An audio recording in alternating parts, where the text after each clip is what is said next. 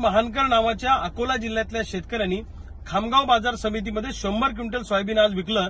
सोयाबीनला प्रचंड दर कमी मिळाला, उत्पादन खर्च त्या शेतकऱ्याचा भरून निघाला नाही, म्हणून शेतकऱ्याचा संयम तुटला आणि त्यांनी संतप्त भावना आपल्या सरकारच्या विरोधातल्या त्या ठिकाणी व्यक्त केल्या। हातात कोयता त्या शेतकऱ्याचा होता, काहीतरी हत्यार होतं, म्हणून पोलिसांनी त्या शेतकऱ्याला अटक केली आणि शेतकऱ्याचा आवाज दाबण्याचा प्रयत्न केला। पण हे विचारायची वेळ किंवा भावना व्यक्त करायची वेळ शेतकऱ्यावर का आली? सरकारनं सोयाबीन कापूस उत्पादकांना वाऱ्यावर सोडलेला आहे, उत्पादन खर्च भरून निघणार नाही अशा पद्धतीचा भाव आज मार्केटमध्ये मिळतोय। अरे आम्ही जगायचं कसं?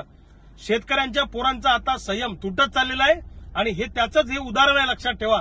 गावखेड्यातली शेतकऱ्यांची पोरं आता आत्महत्या करणार नाही।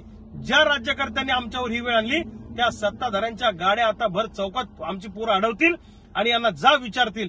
महाराष्ट्रात या सत्ताधाऱ्यांना फिरणं सुद्धा मुश्किल करू अशा पद्धतीचं वातावरण सध्या महाराष्ट्रामध्ये आहे। सरकारनं तातडीनं त्या शेतकऱ्याला सोडवावं, त्या शेतकऱ्याची मुक्तता करावी, अन्यथा या सरकारला याचे परिणाम भोगावे लागतील।